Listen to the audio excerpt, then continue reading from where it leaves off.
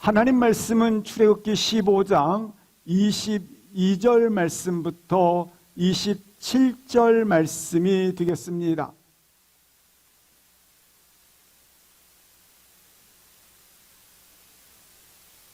출애굽기 15장 22절 말씀부터 27절 말씀 함께 합독하십니다. 모세가 홍해에서 이스라엘을 인도하매 그들이 나와서 수르 광야로 들어가서 거기서 사흘 길을 걸었으나 물을 얻지 못하고 마라에 이르렀더니 그곳에 물이 있어서 마시지 못하겠으므로 그 이름을 마라라 하였더라. 백성이 모세에게 원망하여 이르되 우리가 무엇을 마실까 하매 모세가 여호와께 부르짖었더니 여호와께서 그에게 한 나무를 가리키게 하시니 그가 물에 던지니 물이 달게 되었더라. 거기서 여호와께서 그들을 위하여 법도와 율례를 정하시고 그들을 시험하실세 이르시되 너희가 너의 하나님 나 여호와의 말을 들어 순종하고 내가 보기에 의를 행하며 내 계명에 귀를 기울이며 내 모든 규례를 지키면 내가 애굽 사람에게 내린 모든 질병 중 하나도 너희에게 내리지 아니하리니 나는 너희를 치료하는 여호와임이라. 그들이 엘림에 이르니 거기에 물샘 12과 종려나무 70나무가 있는지라. 거기서 그들이 그 물 곁에 장막을 치니라. 아멘. 하나님은 우리를 안고 가십니다. 그의 사랑은 한 번도 나를 실망시키지 않으십니다. 우리 인생에 절대 오를 수 없는 한계 상황을 만나기도 하고 낙심과 실망의 자리에 우리를 두기도 합니다. 그러나 그때마다 꼭 기억할 것, 하나님의 품에 안겨 있으면 됩니다. 하나님 품에 안기십시오. 신명기 1장 30절과 31절 시작. 너희보다 먼저 가시는 너희의 하나님 여호와께서 애굽에서 너희를 위하여 너희 목전에서 모든 일을 행하신 것 같이 이제도 너희를 위하여 싸울 것이며 광야에서도 너희가 당하였거니와 사람이 자기의 아들을 안는 것 같이 너희의 하나님 여호와께서 너희가 걸어온 길에서 너희를 안으사 이곳까지 이르게 하셨느니라 하나. 너희의 하나님 여호와께서 31절 끝부분에 보시면 너희를 안으사 이르게 하셨느니라. 인생의 광야길에서 오직 한 가지, 하나님이 우리를 안고 계세요. 하나님이 우리를 안고 가십니다. 오늘 본문은 이스라엘 백성들이 10가지의 기적과 홍해 바다를 마치 마른 땅같이 그들이 건넜습니다. 우리는 이를 출애굽 사건이라고 부릅니다.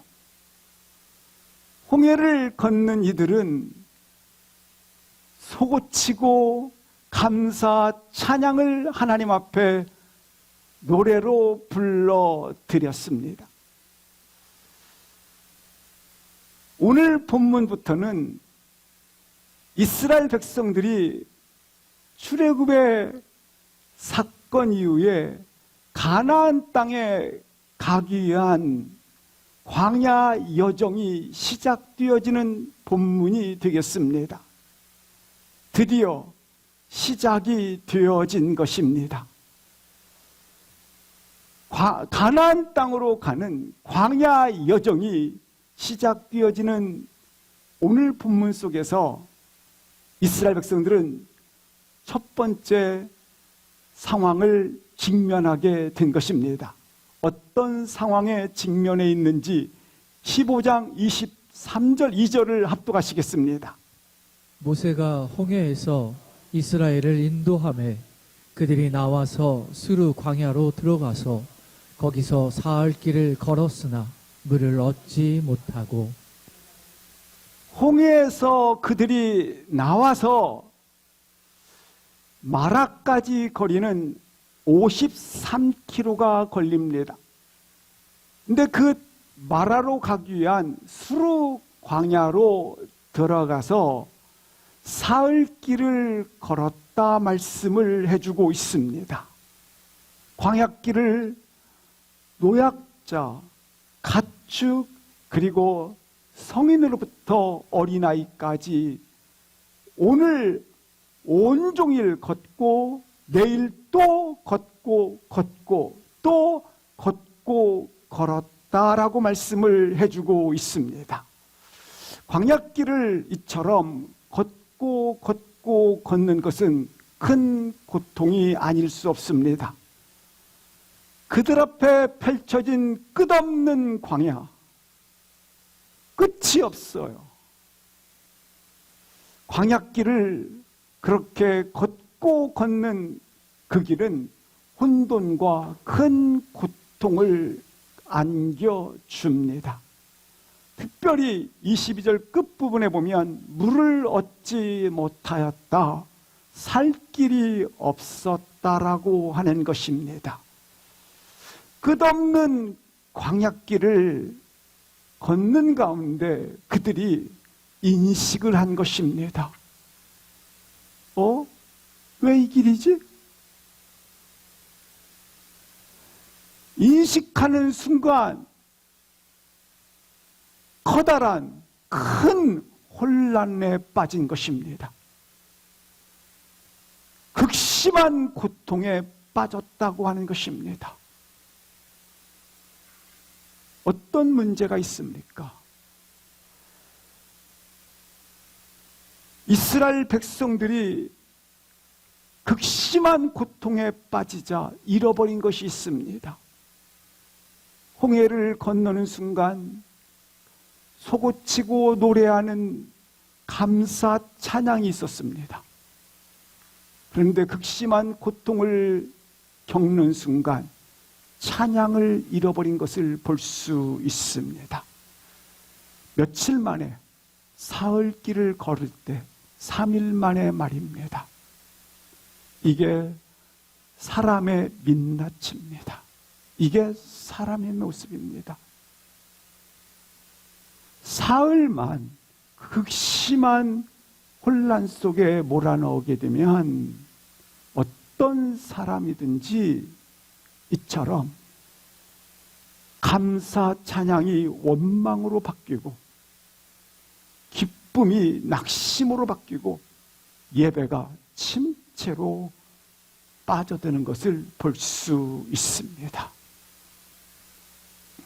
홍해를 건넜을 때 그들은 위대하신 하나님이 나를 주의 팔로 안으사 여기까지 이르게 하였도다.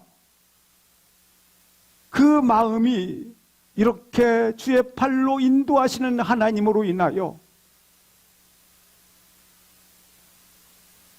하나님 백성 된 것으로 인하여 거칠 것이 없구나, 부족한 것이 없구나,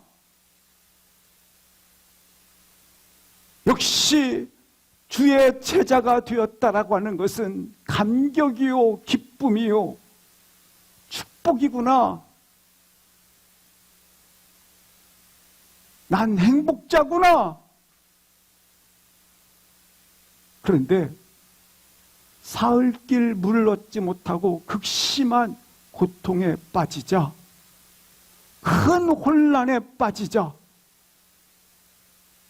그들은 이처럼 원망하기 시작했다고 하는 겁니다. 사람은 그렇습니다. 내게 결핍함이 인식되는 순간 내게 없구나, 내게 이것이 없네? 라고 인식하는 순간 마치 바닥난 물을 담았던 가죽 부대에 물이 없는 관계로 자신의 영적 상태가 금세 고갈되는 것을 볼 수 있습니다. 이것은 이스라엘 백성뿐만 아니라 우리도 매일매일 삶 속에서 부딪히는 일이라고 하는 것입니다. 광야 같은 이 세상에서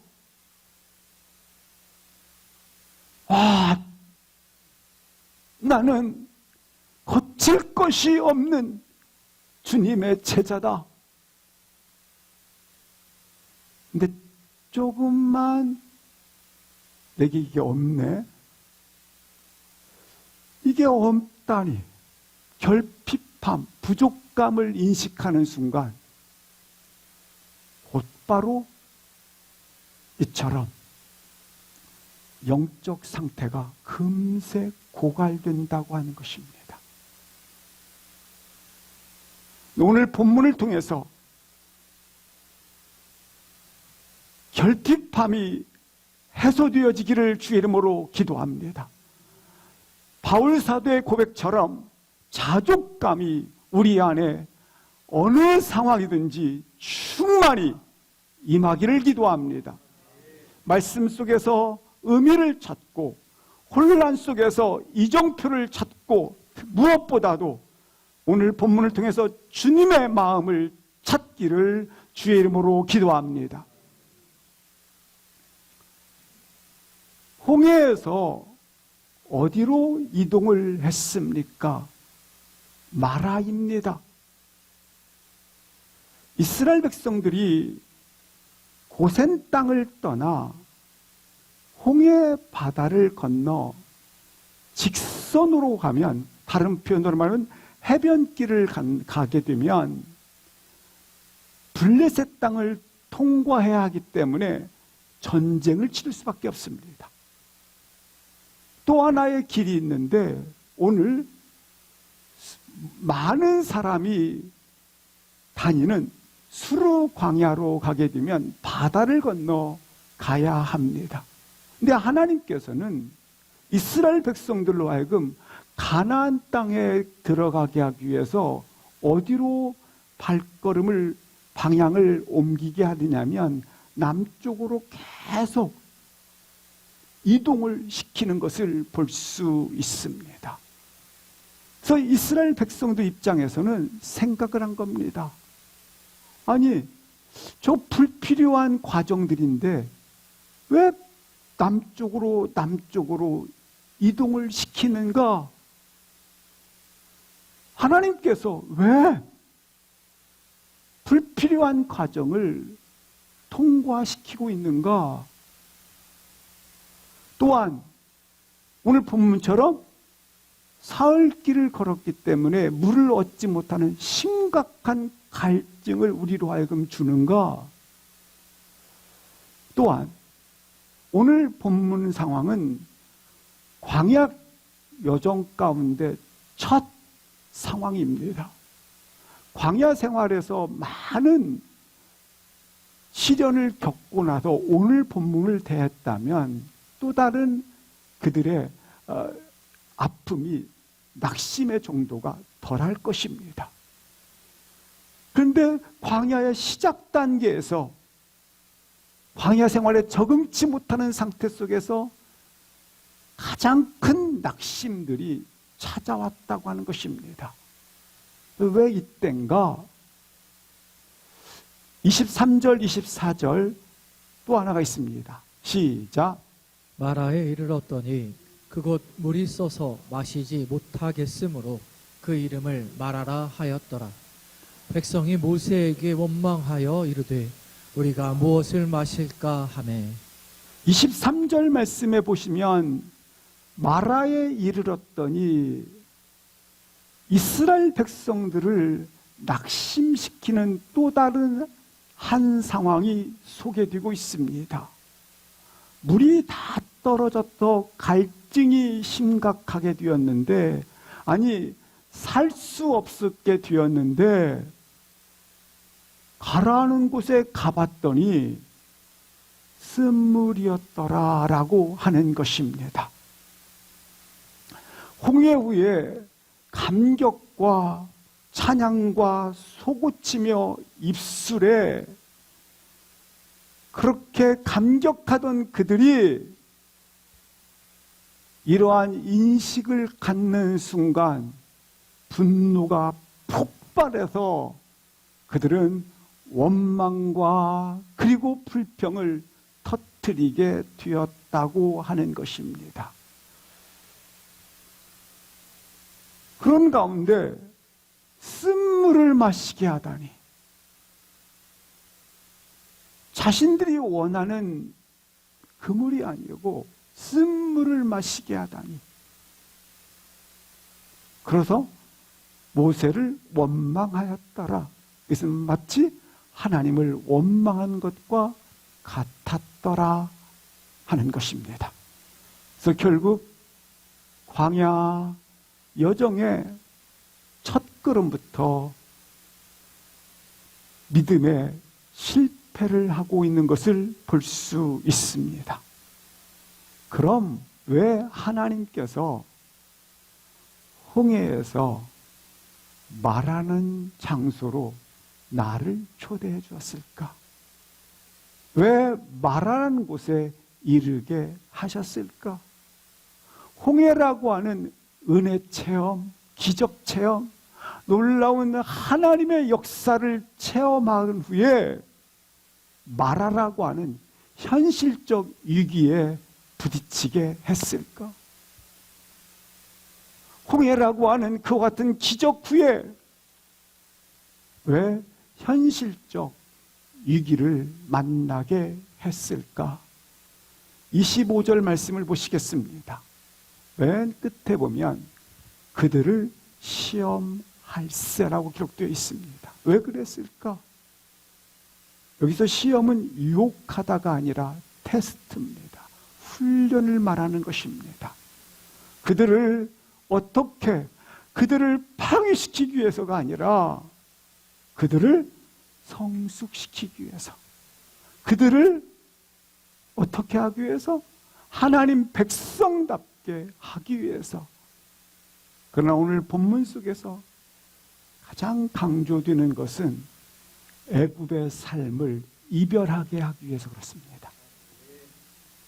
여기 그들을 시험할세, 다른 말로 말하면 애굽의 삶을, 옛 생활을 끊어버리게 하기 위해서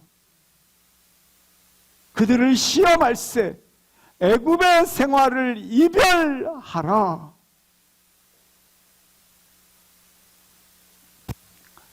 애굽의 생활과는 전혀 다른 방식으로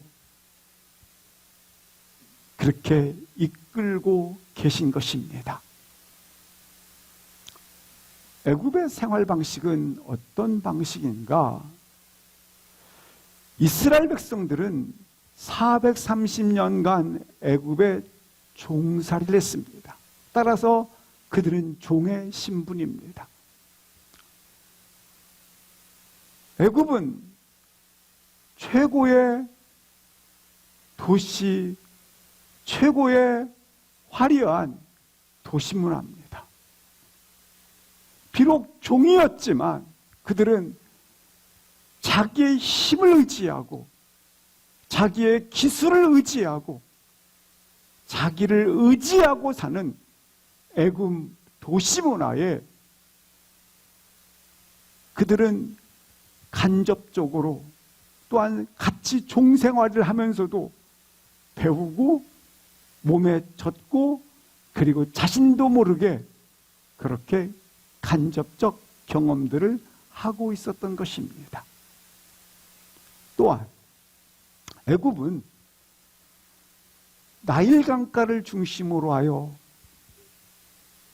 농업, 특별히 수많은 수확을 가져오는 농경사회를 이루고 있었습니다.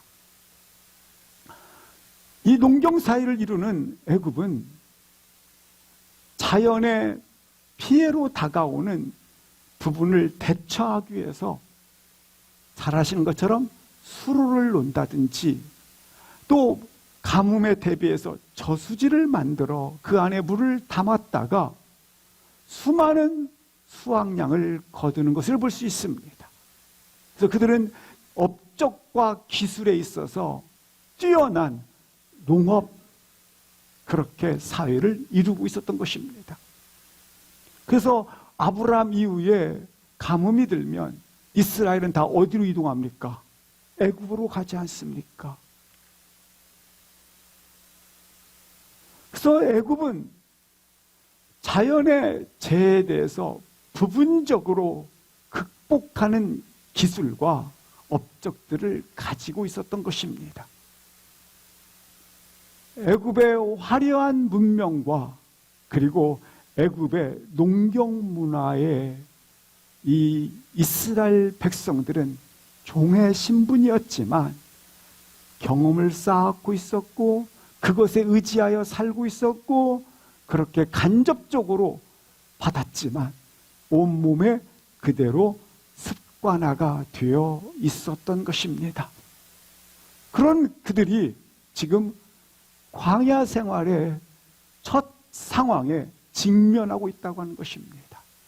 광야에 물이 없어 기갈된 상태로 죽음에 몰려 있다고 하는 것입니다. 마실 물이 없는 이 여정, 얼마나 그들이 시험거리가 되었겠습니까? 그래서 그들을 시험할세 말씀을 해주고 있는 것입니다. 그런데 여기에서 우리가 분명하게 보아야 할 것, 하나님께서 광야의 시험을 통해서 주시기 원하시는 분명한 목적이 있다고 하는 것입니다. 이스라엘 백성들아, 너희가 무엇을 위해서 살아가고 무엇을 의탁하며 사는지를 알라고 하는 것입니다.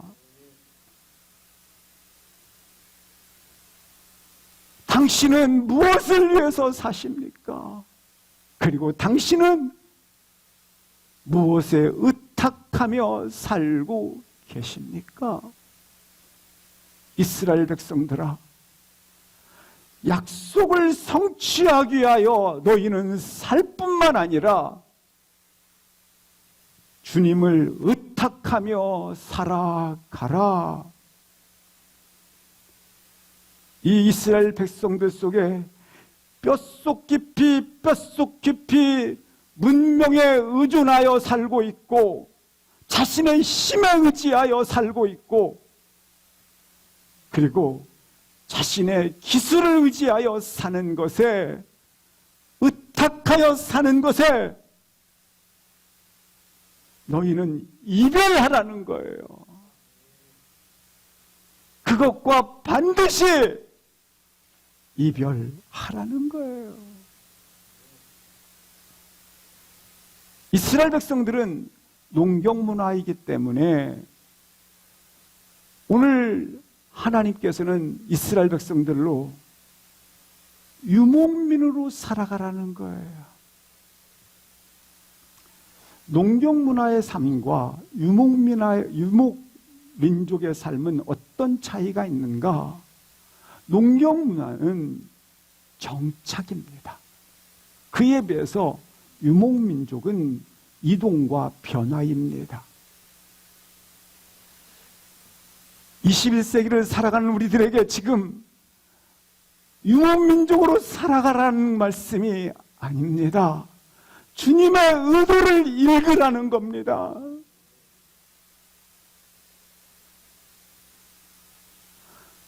너희를 광야로 인도하시는 이유는, 너희를 시험한 이유는 너는 도시 문명처럼 안정적인 삶을 추구하고 그리고 계획된 안정적인 삶을 추구하기보다 애굽 문화가 주는 그들이 추구하는 것, 너희는 이별하는 거예요. 너희의 삶은 안정적인 삶을 추구하기보다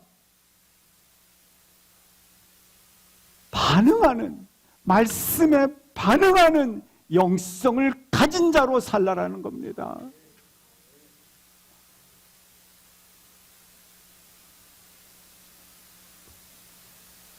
그렇습니다. 우리 다시 한번 영적 유목민으로 다시 시작합시다. 맘껏 울 수 있는 광야로 나갑시다.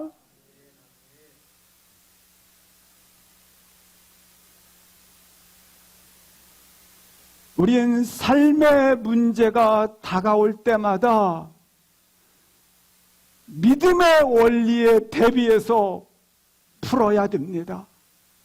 믿음의 원리에 적용해서 풀어야 합니다.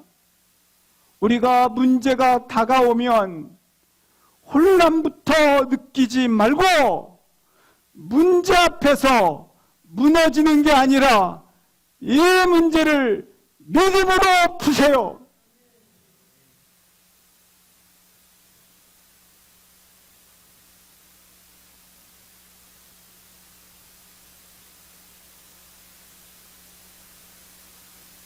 그럼 믿음으로 푼다라는 말은 무슨 말인가?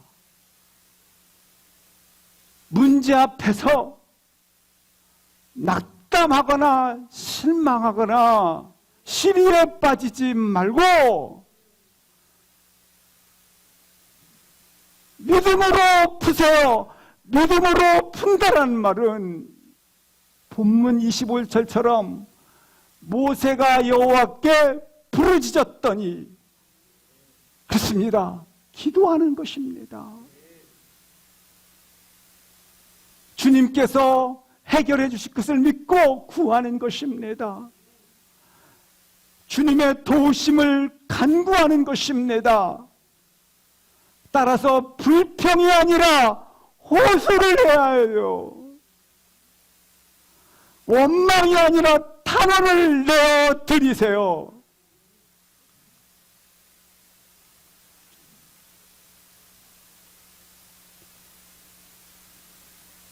25절, 26절 합독하시겠습니다. 시작. 모세가 하나님께 부르짖었더니 여호와께서 그에게 한 나무를 가리키시니 그가 물에 던지니 물이 달게 되었더라. 거기서 여호와께서 그들을 위하여 법도와 율례를 정하시고 그들을 시험하실세. 이르시되 너희가 너희 하나님 나 여호와의 말을 들어 순종하고 내가 보기에 의를 행하며 내 계명에 귀를 기울이며 내 모든 규례를 지키면 내가 애굽 사람에게 내린 모든 질병 중 하나도 너희에게 내리지 아니하리니 나는 너희를 치료하는 여호와임이라. 25절 말씀처럼 백성들이 원망하고 불평할 때에 모세가 여호와께 부르짖었다고 하는 이 말씀은 큰 고통 속에 간절하게 히스기야 왕이 간절하게 학처럼 제비처럼 비둘기처럼 그렇게 간절히 부르짖었다라는 거예요.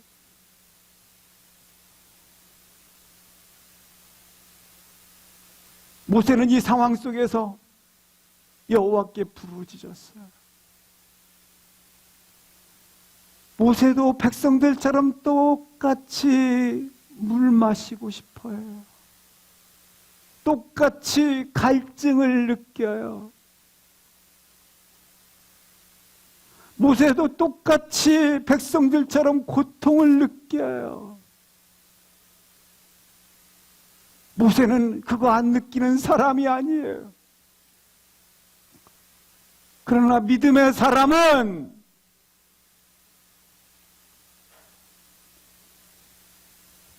모세라고 물이 필요 없나요?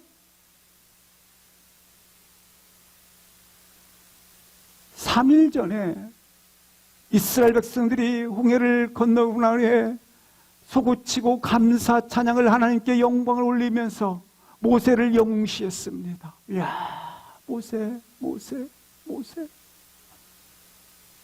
그러나 모세를 향하여 원망하는 그 자리 앞에서 모세는 그걸 바라보면서 오늘 말씀처럼 뭐합니까?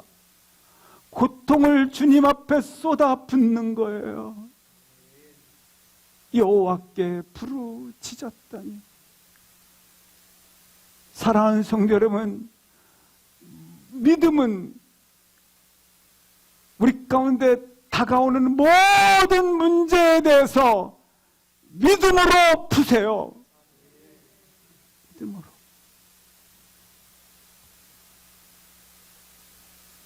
모든 문제를 하나님께서 우리 가운데 주신 방식으로 푸셔야 해요. 그게 뭡니까? 여호와께 부르짖었더니 기도를 통해서입니다. 기도할 수 있는데 왜 염려하십니까? 기도할 수 있는데 문제 앞에 왜 무너지십니까? 오늘 본문 보십시오. 바로 응답하신 것이 아닙니다. 여호와께서 한 나무를 가리키시니 그 나무를 들어 물에 던지라 합니다. 물에 던졌더니 어떻게 되었습니까? 쓴물이 달게 되었더라. 단물이 되었습니다. 이 나무는 그리스도 예수 그리스도를 예표합니다. 신명기 율법서에 따르면 나무에 달린 자마다 저주를 받은 자라고 말씀을 합니다. 장차 우리 예수 그리스도께서 갈보리 언덕에 나무 십자가에 달리는 것을 예표하고 있는 것입니다.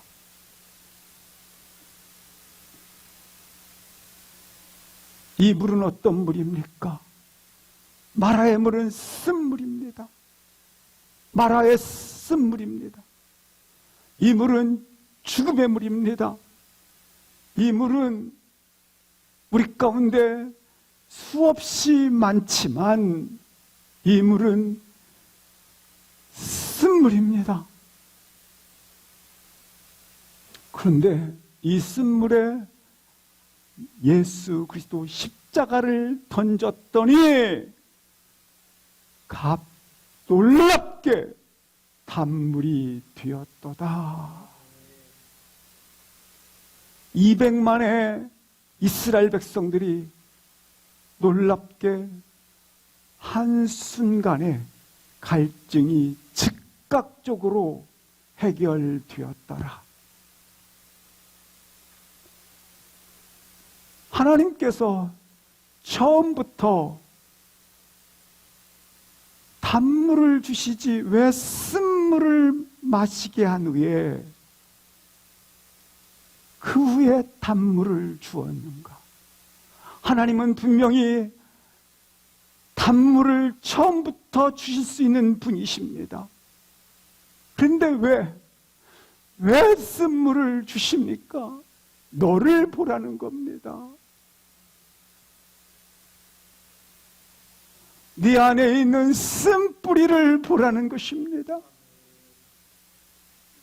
뿌리 깊이 내 안에 내면적으로 담고 있는 쓴뿌리, 그 쓴뿌리는 당신을 사망에 이르게 하기 때문에, 죽음에 이르게 하기 때문에 너를 보라는 겁니다. 쓴뿌리를 드러내고자 마시게 한 겁니다. 이 죄된 쓴뿌리들을 발견하라는 거예요. 홍해 기적을 맛봤잖아요. 야, 나 한참 괜찮은 사람이야. 야, 나는 역시 의로운 사람이야. 그런 사람인 줄 알았는데 아니었구나. 아니었구나. 사랑하는 성도 여러분, 이 은혜를 기억하기 위해서는 더 적극적으로 하나님의 이름을 기억하고 믿음으로 붙잡아야 하는 것입니다. 아멘. 오늘 치열하게 하나님의 은혜를 구하셔야 합니다. 그렇지 않으면 우리 가운데 있었던 모든 은혜, 우리 가운데 있었던 모든 기적들, 그것들은 영원한 것이 아닙니다. 한시적입니다. 유한합니다. 따라서 그것들은 기적이 없다라는 게 아니에요. 있을지라도 은혜를 더하여 구하지 아니하면 이것은 나의 영적인 유익을 가져다 주지 못한다라는 겁니다. 그래서 오늘 치열하게 하나님의 은혜를 더하여 구할 때만이 영적 유익이 된다고 하는 것입니다.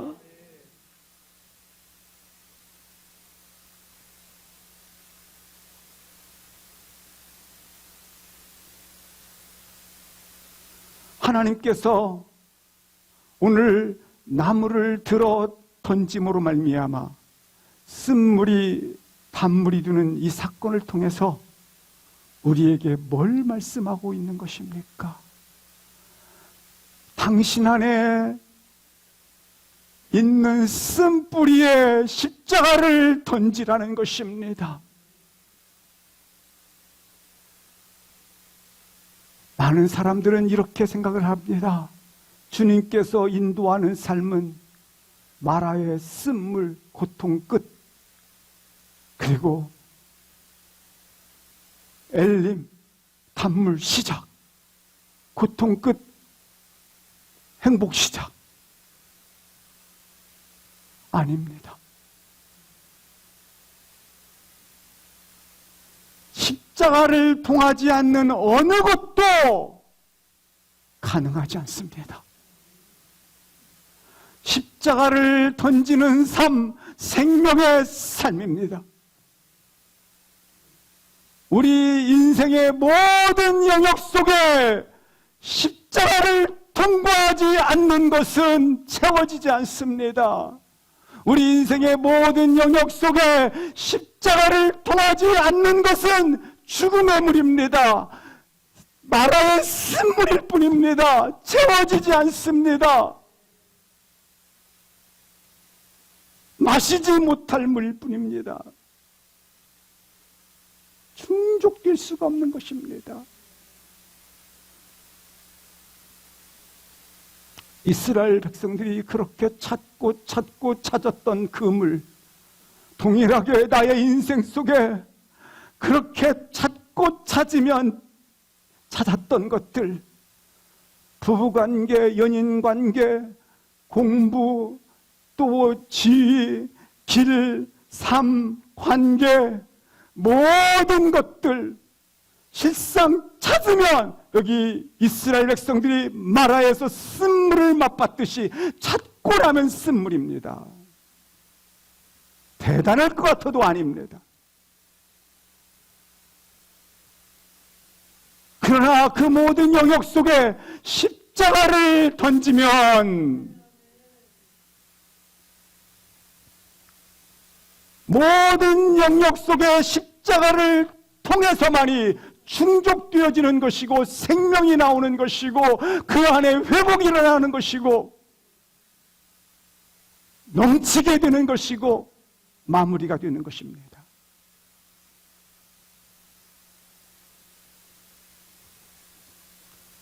그 물을 마시고 해갈되기 위해서는 반드시 십자가를 던져야 합니다.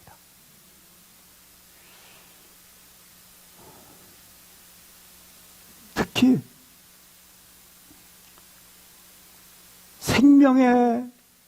생명을 내지 못하는 마라의 쓴물, 내면의 쓴 뿌리, 아주 지독하게 뿌리 깊이 붙잡고 있는 교만의 냉소주의, 지독한 불평, 원망, 그냥 두려움에 사로잡혀 있는 상상들, 내면의 마라들, 여기서 퍼올리지 마십시오. 이 우물에서 길어오지 마십시오. 그 물은 생명이 될 수 없어요. 마실 물이 아니에요.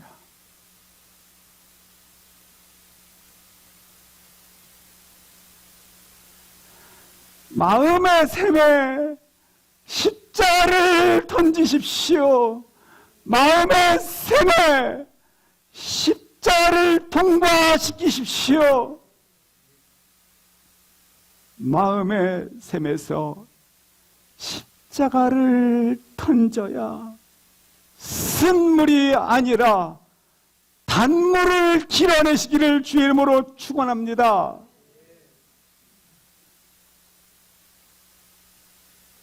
그렇게 우리 인생의 삶에 십자가를 통하여 고치시고 변화되는 것을 오늘 26절 보시겠습니다. 나는 너희를 치료하는 여호와 신이라. 여호와 라파.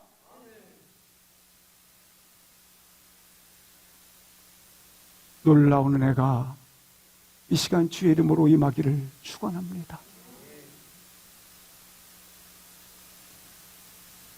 이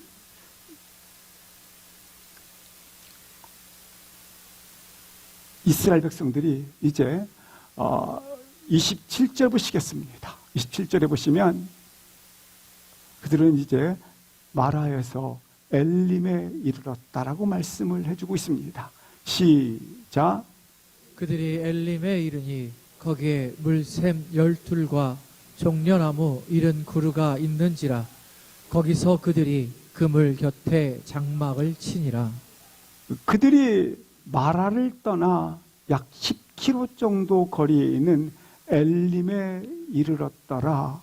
엘림에는 물샘 12, 바로 12지파를 상징하기도 합니다.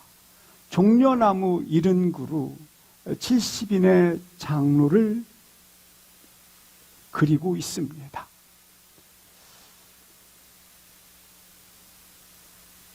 그루가 있는지라 그물 곁에 장막을 쳤다고 말씀을 하고 있습니다. 광야에 찌는 듯한 태양을 걷고 걸어서 엘림에 또 도착을 하게 된 것입니다. 지친 그들에게 광야에 한 샘만 있어도 기적인데 12샘이 있고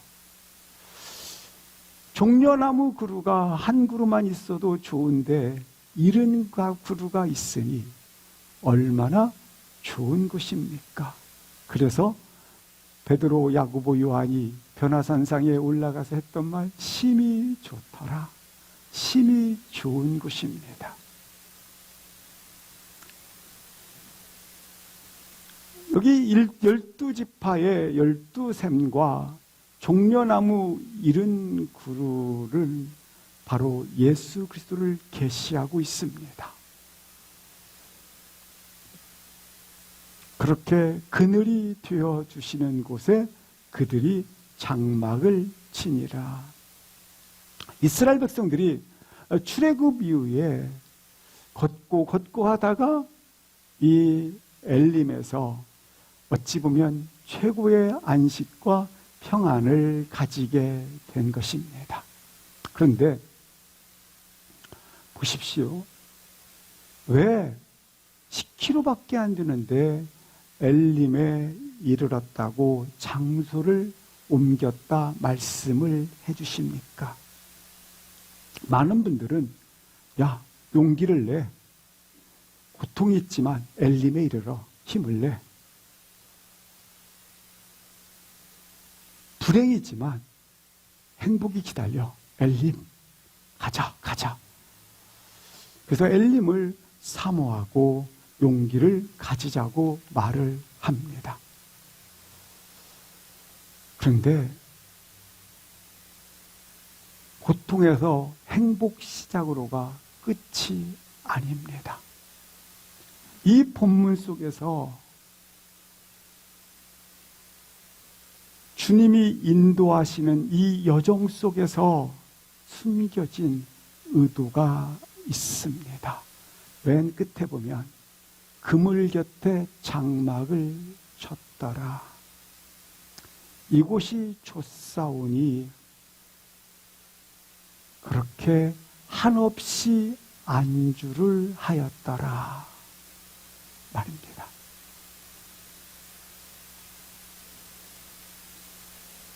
다른 표현으로 말하면 엘림은 아버지의 약속 장소인 언약의 장소인 가나안 땅이 결코 아닙니다. 최종 목적지가 아닙니다. 엘림은 가나안이 아닙니다. 잠시 엘림은 이스라엘 백성들에게 오아시스처럼 느껴졌지만 결코 목적지가 아닙니다. 현세적으로 우리가 야, 이거 기뻐, 기뻐. 현세적 기쁨은 마치 여기에 나와 있는 오아시스입니다.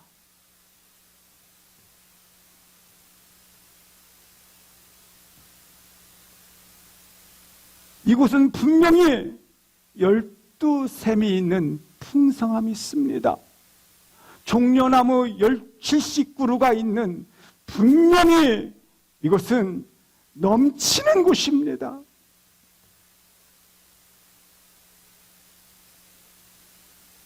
그런데 얼만큼 이곳에서 경계해야 할 것이 있는데 마치 마라에서 원망과 불평이 쏟아지는 그 크기만큼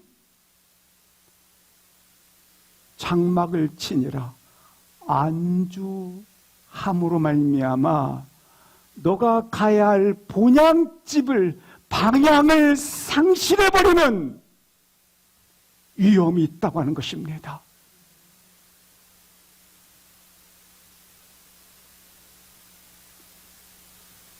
엘림에서 이렇게 12샘이 있고 종려나무가 70그루가 있을 정도로 넘치고 풍성하고 그게 또한 누리고 그래서 여기가 오아시스처럼 안주를 한다면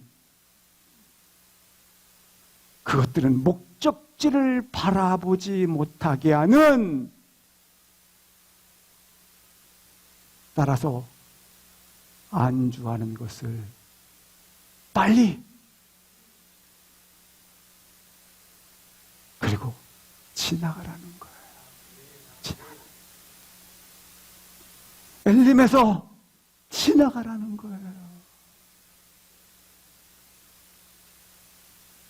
너를 안주시키고 너를 현세적 기쁨으로 주는 것들에서부터 지나가라는 거예요.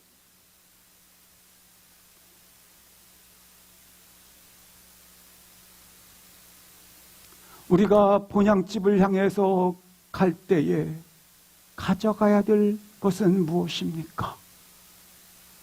오늘 본향집을 향해 걸어가는 이스라엘 백성들에게 하나님의 인도하심을 받고 있는 광야 생활로 설명을 해주고 있습니다. 유목민의 삶입니다. 유목민의 삶은 반드시 소유하는 것이 단순해야 됩니다. 유목문이 이주할 때, 이동할 때 가장 힘든 것은 많은 짐들을 소유하고 있는 것입니다. 이동할 수 없게 만드는 것입니다. 소유를 최대한 단순화시켜야 움직일 수 있습니다. 여기 유목민은 도시문화 지키기 위해서 성벽을 쌓을 필요가 없습니다. 그게 불필요합니다. 유목민은 단 한 가지, 성벽이 아니라 이스라엘 백성들이 단을 쌓았던 것처럼 제단을 쌓는 것입니다. 하나님께서 마라유 엘림을 지나게 하신 것은 너희들 입장에서는 엘림이라고 하는 이 풍성함, 현세적 기쁨을 주는 것들, 안주하고 싶은 거, 정착하고 싶은 거, 벗어나고 싶지 않은 거,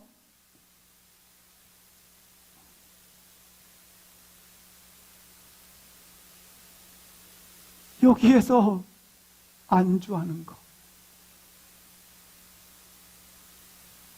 그러나 주님께서 주시고자 하는 마음은 엘림이 아니라, 엘림은 가나안을 가기 위한 지나가는 길이라고 하는 것입니다. 안주함을 통해서 영적 타락을 가져오기 때문에, 죄의 유혹에 빠지기 때문에 엘림에서 벗어나고 싶지 않을 거예요.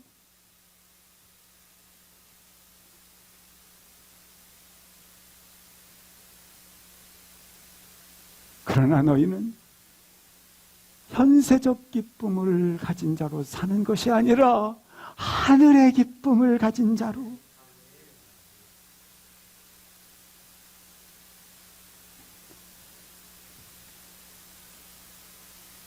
지금 행복 조건은 엘림에서 다 가졌지 않습니까?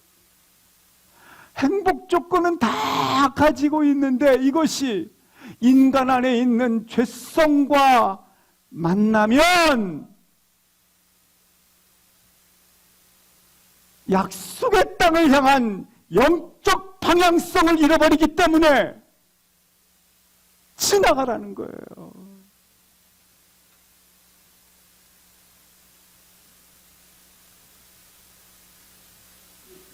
분명 이 엘림, 이 오아시스 같은 이 땅, 사막 가운데 오아시스 아닙니까?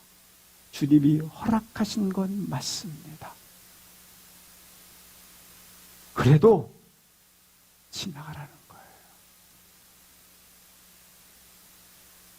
그래서 우리는 부르신 곳에서 예배자로, 믿음으로, 이끄시는 대로 가는 거예요. 사랑하는 성도 여러분, 나의 필요에 따라 살지 마시고, 어떤 인생을 살지 마시고 주님과 동행하는 인생을 사십시오.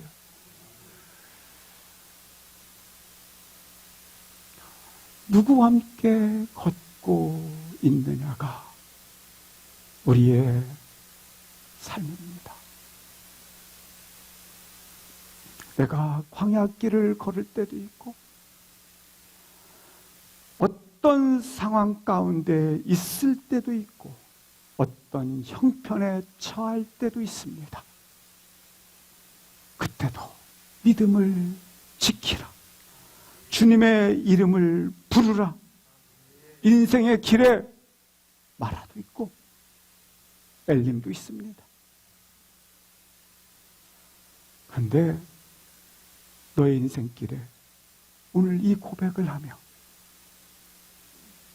인도하심 따라 걸어가기를 주의 이름으로 축복합니다.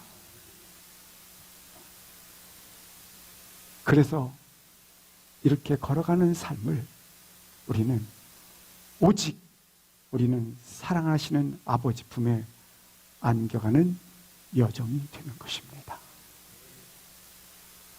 함께 일어나셔서 기도하시겠습니다.